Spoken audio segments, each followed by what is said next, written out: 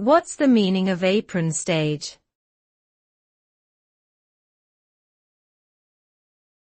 Apron stage.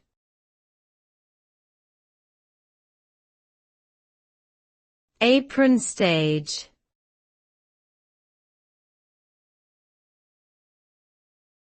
Apron stage.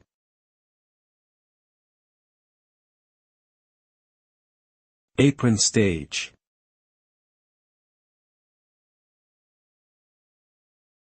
The term apron stage is commonly used in the culinary industry to describe the initial phase of cooking, typically before any actual cooking takes place.